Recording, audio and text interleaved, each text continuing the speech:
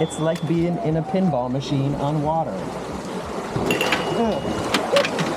In April of 2024, we set sail with the Royal Caribbean Brilliance of the Seas for a cruise from Honolulu to Vancouver with stops on Big Island and Kauai. Last week, I showed you our fantastic cruise ship sponsored excursion to Rainbow Falls and Volcanoes National Park, including just narrowly escaping a velociraptor attack in the dark and damp Thurston lava tube. That was a great day on Big Island, but the ship sponsored excursions on Kauai were all so expensive, so we went looking for things that we could do on our own on the island, and many of you suggested the Backcountry Tubing Tour. Thank you so much to everybody who suggested this, because I haven't done something this fun and adventurous in a very long time. I'm Morgan from the Very Unofficial Travel Guides. I have been making travel videos for over 15 years of popular and not so popular tourist destinations around the world to give you a very honest, unofficial look at what it's like to be there. And I also wrote a book with some short stories of real, strange, crazy, funny things that have happened to me while traveling around the world. It's called Getting Stitches on a Cruise Ship. It's available on Amazon now. Our reservation time for the tour wasn't until 11:40 a.m., so we had a little bit of time to kill before heading over to check-in. We decided to walk to the Anchor Cove Strip Mall and beach here close to the port and did some window shopping before ordering an Uber to pick us up in the parking lot and drive us over to the start. The check-in building is only about a 15-minute drive from where we were, so we still ended up getting there really early and there wasn't much to do. I had assumed that was going to take way more time. And now we're like almost an entire hour early. In fact, he told us that we can't even really check in yet. So we went walking around the area and found something really exciting, a 7-Eleven. So just so you know, if you do get here really early, there's not really anything really close by to explore. So try to time it that you don't get here too early. But it was interesting to walk through the 7-Eleven because they do have different candies and snacks and stuff like that than in other parts of the United States. So that was kind of cool to just see what they offer there. And now we're just gonna wait here another like half an hour until it begins. This is what the building looks like. Just for the planning, there are bathrooms in here that have Morgan approved bathroom doors, and there are some small changing rooms, which are basically just like a little space behind a curtain. I was thinking they would have more of like a locker room situation just because of the volume of people coming through here, but it was a little smaller than I expected. Anyways, it is possible to use the toilet and change your clothes here before or after the tour. There are, however, no showers. We filled out our permission waivers in advance, and there's some really funny things on these questionnaires like, do you understand that this is a river tubing adventure in which you will be in a tube in a river? Do you understand that you will be in the water getting wet? Do you understand that getting wet in the water can be cold? I guess they must have enough people complain about it that they need to put it on the waiver, but you know, that's tourists these days. Once our group was called, we met one of our guides who handed out our helmets and gloves, which are included in the tour. You are required to bring your own water shoes or other closed-toed shoes, but you can rent them if you need to.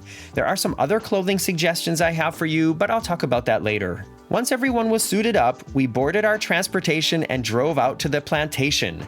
This was a short drive through the city and then a bit longer through the countryside. Our guide had plenty of information about what we were about to encounter, as well as what it's like to grow up on Hawaii, and the whole thing kind of had a safari-like feeling to it, which was a nice bonus.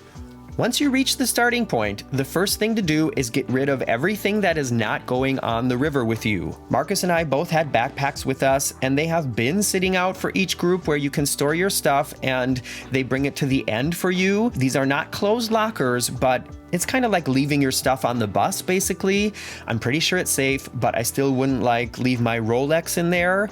Maybe my Tag Heuer, but not my Rolex. After that, we got a more detailed orientation session of how to sit in the tube, what to do when and what not to do. For example, the guides were very clear about being sick and tired of hearing that the water is cold. They were like, if anyone tells me that the water is cold when they get in, everybody has to do 20 push-ups. We know the water is cold. We are all standing in it. Another thing they mentioned we shouldn't say on the tour is sorry. And they meant it's because we're going to be bumping bumping into each other, you're rubbing up against each other, you have other people's feet in your face, and if we say sorry every time we have contact with someone, then the entire 2 hours is just people saying sorry, oops, sorry, sorry, and it's better to just have a good time and don't bother. After that was taken care of, it was time to get in the, yes, very refreshing water. The group is held back until everyone is in their tubes, and then off you go. So I'm just gonna give you guys the main features of this tube ride, okay? We go through 5 tunnels today. Majority of our float is underground, all right? About 70% of our float will be underground today. Now, after our first tunnel, you guys will reach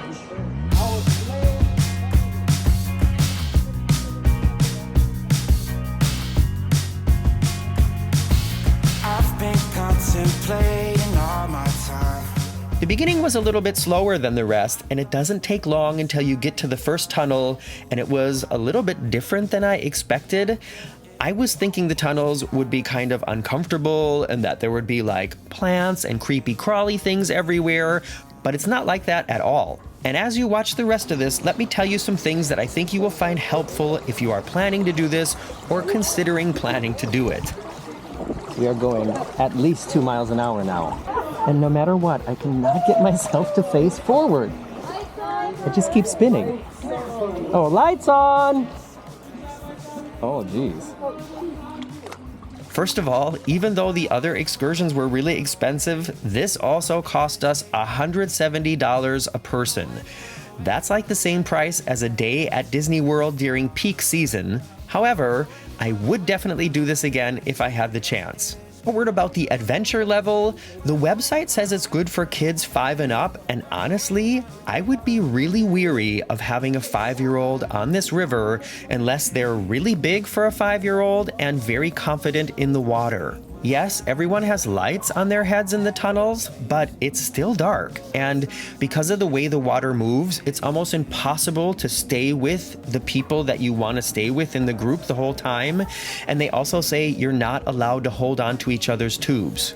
So as you're watching this, imagine your 5-year-old being like 3 people in front of you in this tunnel, and then think about how you would feel about that and how they would feel about that. Also, y'all know I'm 50 now, and I know a lot of you out there are my age or older, and some of us like to walk a little bit slower nowadays. So think about what it's like when you're like standing waist height in the waves of the ocean, and you know how sometimes the water at the top is pushing you one way and the water at the bottom is pulling your feet the other way? If your current amount of mobility would make that situation very difficult for you, then I also wouldn't necessarily recommend this tour.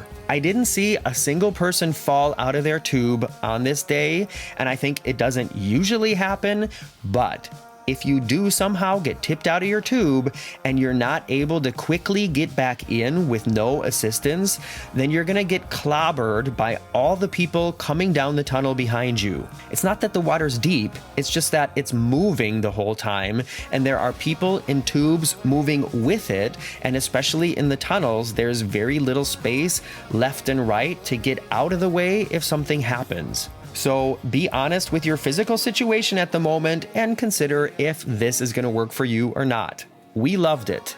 Okay, about the clothing, I would also recommend wearing some kind of thin shirt that covers your entire back and arms.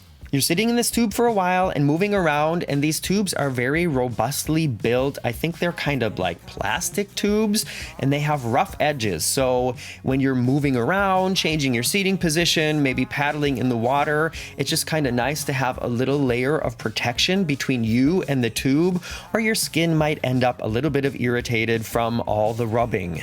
I wore my soft water shoes, the same ones that I didn't wear when I ended up having to get stitches on a cruise ship. Marcus wore an old pair of tennis shoes that he didn't care got wet, and both of those were good solutions.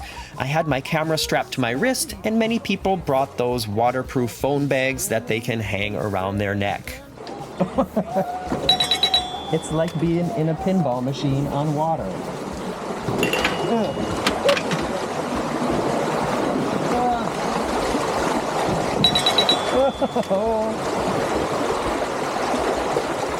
This is fun. My nieces and nephew would love this.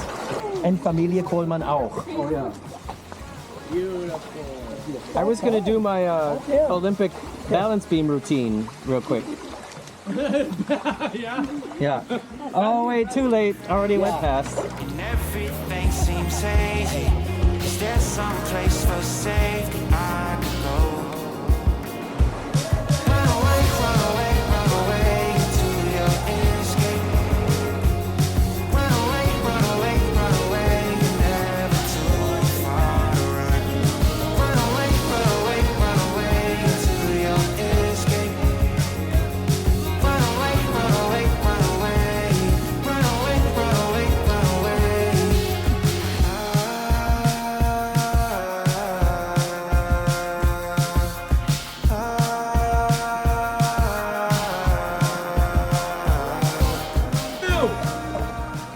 What's up? What's up? Yeah. Super important, guys. Nickname for the water slide, the cheese grater.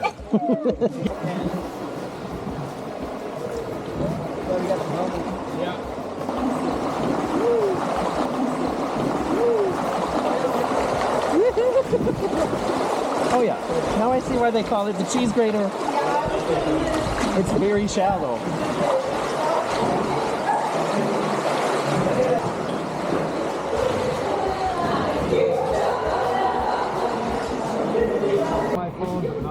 Next up is lunch, which is included in the price, and if you've watched this video until now, please consider subscribing so I can bring you more fun travel-related content like this. Alright, when the river adventure is over, they help you out of your tube, and it's time to grab all your stuff again before lunch. They had the same bin set up from the beginning, and it was very easy, and I had wished I'd packed a small towel to kind of dry myself off just a little bit before getting back into the Jeep for the drive to lunch, but at this time, there isn't really time to change your clothes yet. From there, it was a short Jeep ride to the Lunch Lagoon, and on the way, I got major Animal Kingdom Kilimanjaro safari vibes.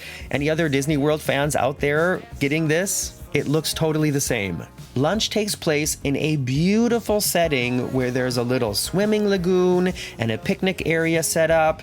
It's giving camping, it's giving farmyard, it is not luxurious. There are porta potties, hand sanitizer, and picnic tables. We did see some people change into dry clothes here, but there's no changing rooms. It's kind of like do it under a towel or go behind the porta potties. About the food, the guide set up a little build-your-own croissant sandwich table with veggies, cold cuts, cheese, and hummus, as well as chips and cookies, and it's very much like a family picnic. Everybody's just kind of grabbing their own food and making a plate. The guides also explained that each group has their own catering box, and whatever doesn't get eaten by that group unfortunately has to be thrown away before the next group comes. So they really encouraged us to chow down, take as much as we want, and if you're going to do this adventure and you're staying on the island, honestly, I would just bring some Tupperware or Ziploc bags, and if there's anything left, take it with you. I mean, they're gonna have to throw it away, so I think they'll be happy if they know somebody's gonna use it. Once we got back, we hit those changing cabins to put on our dry clothes and ordered an Uber, which took about 35 minutes to arrive. Our Uber driver was a cool surfer dude in his Jeep Wrangler playing chill out music, and for some reason, I just really enjoyed sitting in his Jeep with the wind in my hair in Hawaii on the way back to the cruise ship. And speaking of the ship, in the coming weeks here on the Very Unofficial Travel Guides, I'll be showing you more and more of the Royal Caribbean Brilliance of the Seas, including our cabin and many features of the ship that we liked, and of course, some that we did not. This was my first time cruising from Hawaii, my first time on this class of ship, my first time as a Diamond member, my first Pacific crossing, my first time in Vancouver, and so there's obviously a lot of things I'm looking forward to showing you, and I hope to see you back here soon.